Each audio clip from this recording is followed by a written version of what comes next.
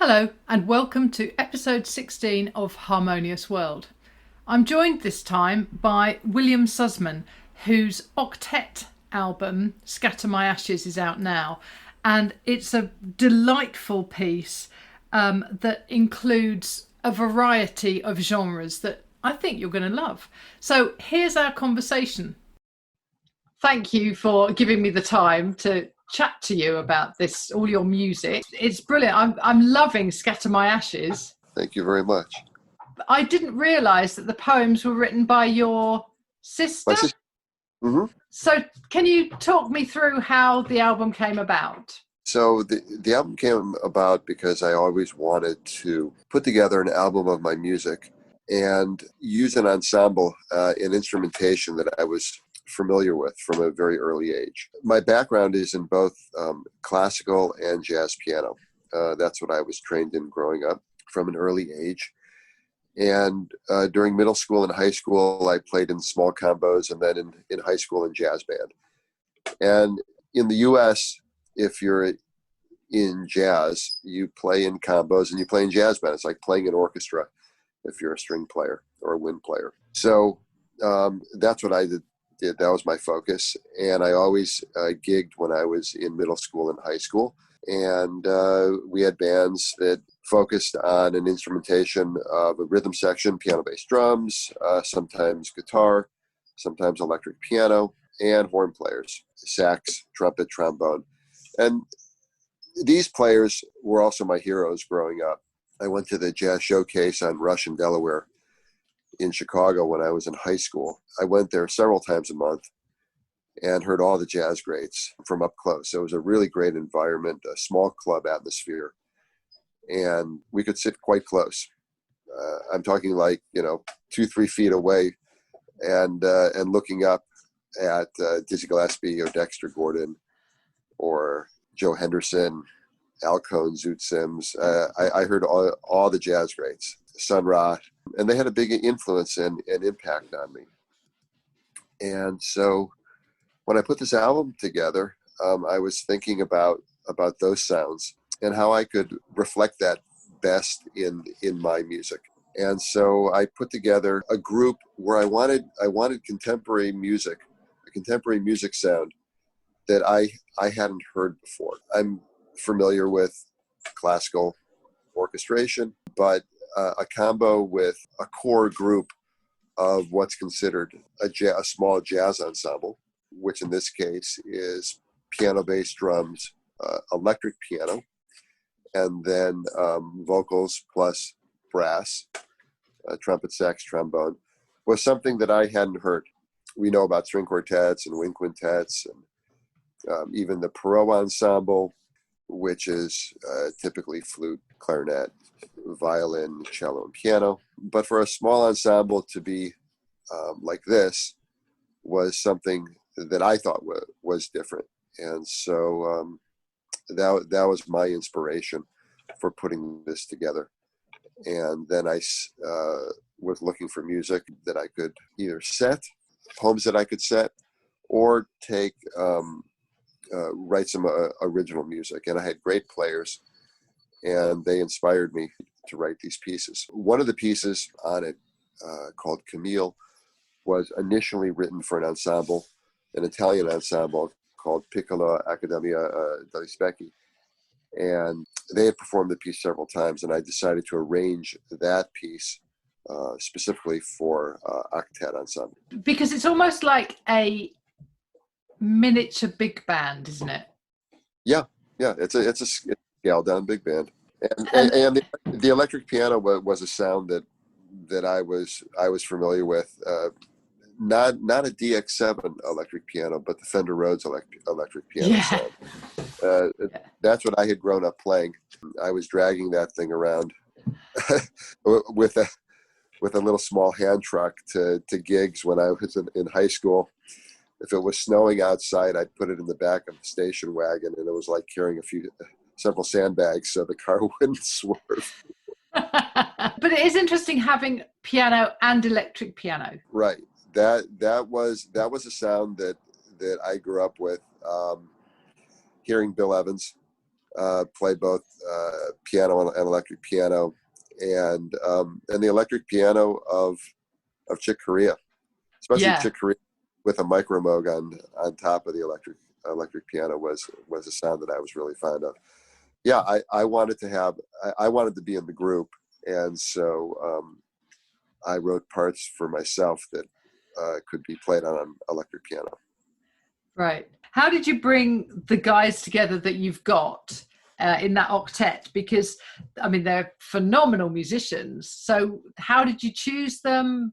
How did that group evolve? It evolved from players that I had known for a long time, and some new recommendations. The drummer, for instance, is one of my oldest musical friends. I've known him since college. We used to play in jazz combos together at the University of Illinois. And so he became part of the group. He also happens to be principal percussion of the Metropolitan Opera Orchestra for the past 30 plus years. Wow. But it was funny because we hadn't done anything together in many, many years. And a very fine soloist named Joseph Gramley got us back together when he performed a marimba solo of mine at Juilliard, where they both teach. And after the performance, Greg came up to Joe and said, "How do you know Bill Susman?" And Joe said, "You know this guy too?" And so that got the conversation going again with Greg and I. I don't know why we had lost touch with each other, but we did, and we got back together. This is over 15 years ago now. And Greg and I have worked together on several projects, including a marimba and flute piece that I wrote for Hina's wife, Pat. And then Pat commissioned me to write a flute quartet that she recently recorded, and that's coming out on a new album shortly. Flute quartet being 4 flutes playing simultaneously. Oh, wow. So it was that sort of thing that led to finding players in the group, whether I knew them in the past. Another fine player, Demetrius Benias, and I had known each other for a few years before that. He had been playing my music, so it was natural that he come on as a saxophonist. And another great player, Elaine Kwan, had been playing my music also. A very fine pianist. And then all the other players are just marvelous. Melissa Hughes is our vocalist. Just great players all around. That's how it happened. And recommendations. Fantastic. And so why these poems? These poems are just near and dear to my heart. Growing up with my sister, living for many years a shared life, I connected with them, and they just touched me very deeply. And so I wanted to set them to music. One of the song cycles I had set much earlier in the early 90s for a small ensemble of piano, clarinet, French horn, and voice. And so I rearranged that for this ensemble. And those poems really touched me because I grew up with my sister, similar concert venues. I knew sort of the environment that she was talking about. And I also wanted people to connect with her poetry. You know, it's poetry that I really love, and I wanted to give it a different kind of exposure. Those poems now have been published in a beautiful small compendium that came out a few years ago. But prior to that, they hadn't been. And so this was a way of honoring that work. Yeah. And it does that job beautifully. I think it brings the poems to life. And it's lovely. I was able to, obviously I've listened to the music, but I was able to read the poems as well. Just beautiful words, aren't they? Yeah, they really are. Yeah. They really are. Great language, great use of language. It made it easier to find rhythm and harmony and melodic lines because of the way that she uses language. Yes. I can see that. Can you talk me through your piano concerto? I'm fascinated by it having 6 movements. How did that come about? Because they're all quite short, aren't they? Right. They're all quite short. And it came about because I wanted to create different textures and sequence them in a way that created an interesting flow and also a eventual build. So they were exhibiting different kinds of rhythmic patterns and textures. And there was really nothing more to it than that I wanted to show different kinds of harmonic and rhythmic patterns, and doing it in short movements were what I felt the best way to express myself. I didn't have to go on for long extended periods, and that's really how a lot of my music is. I've written a series of piano pieces, 44 in 4 books that I call quiet rhythms, and some of the short movements in the piano concerto are taken from these piano pieces as well. Ah, and right. So they're arranged for the ensemble, and then of course featuring the piano. Brilliant. So can you let's sort of step forward, because this was recorded quite some time ago, in 5-6 years ago. Is that right? Yes. Do you feel like it needed that time to brew and to be ready to be recorded? How did the process come about? Yeah, it was recorded in 2014. We got together in 2011. We had one performance. We had several rehearsals, and then the recording period of this piece went on for a long time, and the mixing went on for a long time as well. I have to say that I owe a lot, the beautiful sound of this album and the balance, to my recording and mixing engineer, John Kilgore, who I've worked with for several years now. And he really made it happen in a way that I could not have done living here in California and recording these musicians in New York. So a lot of it was done long distance. Some of it was done while I was there, and other sessions were done remotely. Right. So he was running the recording session, and I'd be listening via Skype. Wow. Can you talk me through lockdown? How has lockdown been for you? It's been I've had my ups and downs. Yeah, sure. I think like everybody, I haven't been as productive as I would like to have been. A lot of my performances have been canceled, several in fact. And the one thing that I've been working on is getting out a new album. But fortunately, I have my family, and we all try to support each other. So in that sense, I've been very fortunate. The new album that's coming out is called A Quiet Madness, and I hope to have it out in the next month. And the pieces on it are a combination of piano and solo and duo pieces.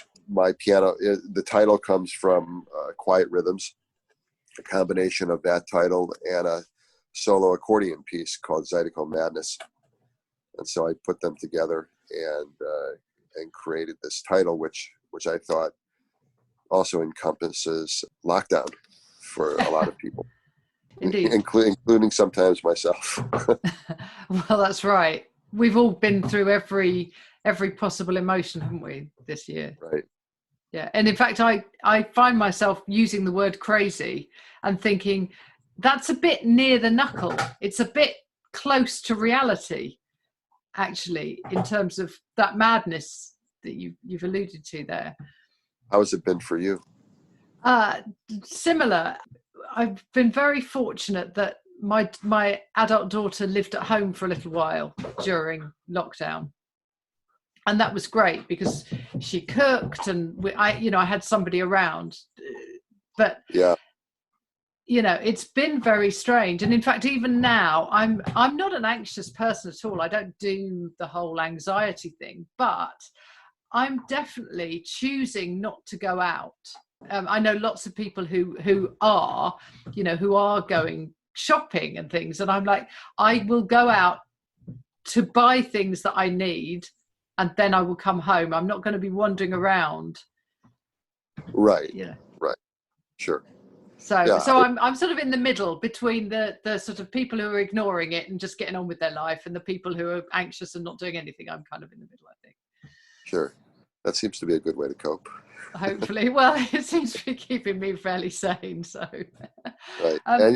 And you're doing a lot of interviews. I I know. am, and I'm loving it. It's been amazing. I mean, the people I've spoken to, I mean, thankfully, your amazing PR agency have been brilliant at sort of finding people for me.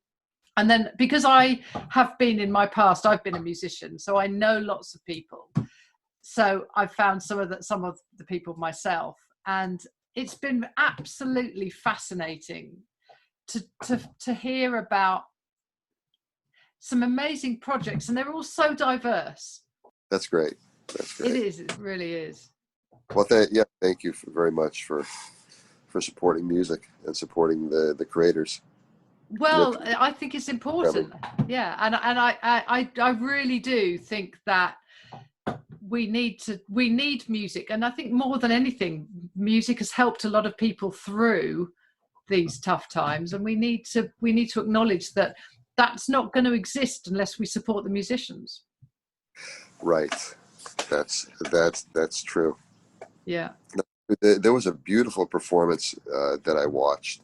It also happened to have included one of my pieces, but it was so meditative, and it was done by a pianist named Vanessa Wagner, who recently discovered my piano music. And she did this performance just before lockdown in Paris at the Théâtre Châtelet with a singer-songwriter named Arthur H. And they paired poetry with piano pieces from a recent album of hers. And she did it essentially in an empty theater, except for a chair set up on the stage. And watching it really puts you into a different headspace. And listening to the poetry, listening to the music, the camera work is beautiful. The sound quality is amazing. And those are the kind of performances that I've been trying to seek out to help calm the nerves. I don't know if you got a chance to see that. I didn't, but I'm going to check it out. I will check that out now. Yeah. So, yeah, and it has been amazing, actually. I think had this event happened 20 years ago, I wonder how we would have coped, because we have coped with the technology. The technology has brought us together. Oh yeah, I mean the technology has brought us together. So much of the people that I've connected with in the past 20 years is because of technology. Yeah, it's made the world smaller. I've developed all sorts of new musical relationships and friendships due to technology. My relationship with this Italian ensemble, an album that came out last year, is a relationship that goes back over 10 years now. And we connected on an old forum called MySpace. I don't know if you remember. Yeah, of course. Yeah. But we connected. It wasn't just a musical connection. It just became a very close relationship and friendship. And they've been performing my music now for quite a while, and that's how that album came about. And we recorded it 3 years ago in Rome. And performances and recordings like that really couldn't happen without the technology. So much of post is sharing, post-production is sharing tracks back and forth with WeTransfer or Dropbox, just files back and forth. and I'm listening to them, and then I'm sending them to John Kilgore, my mixing engineer, and then Matteo Sommercall, the artistic director, is listening to the mixes, and then he makes comments, and then he sends them back to John, and then John makes adjustments, and then I listen, and this goes on and on and on with pieces, and you couldn't do that years ago. You'd all have to be there in the mixing room together, or it just wouldn't happen. Yeah. So it definitely, technology has definitely changed the way that we record and the way that we conceive of albums. Yeah, definitely. Well, thank you so much for your time, and I look forward to hearing the new album. Thank you. So, yeah. You'll be sure to get a copy. Brilliant. I look forward to that. It's really good to connect with you, William. Thank you. Thank you so much, Hilary. It was great to meet you. You too. We'll talk soon. Take care. Definitely. Thanks, Bill. Bye. Well, that started out as William and he became Bill. It was a fascinating conversation. It was great to be able to speak to him. I'm looking forward to the new album, A Quiet Madness, and perhaps I'll get a chance to speak to Bill again then. So thank you for joining me once more on Harmonious World. This was episode 16, and do catch up on the past episodes wherever you get your podcasts and leave me a review. That would be great. But thank you for joining me, and I've got some great people lined up. There's some amazing interviews coming up. So thank you for joining me on Harmonious World, and I'll see you soon.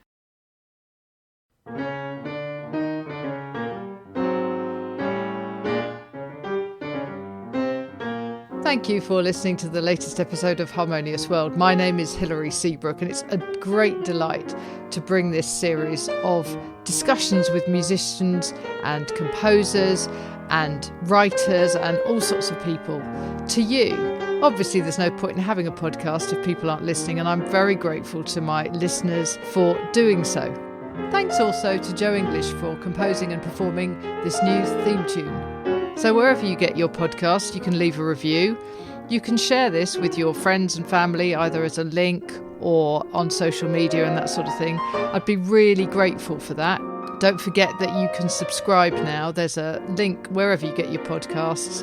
So have a great week, and please remember why I started this, which is just to try and make the world a little more harmonious. Thanks for listening to Harmonious World.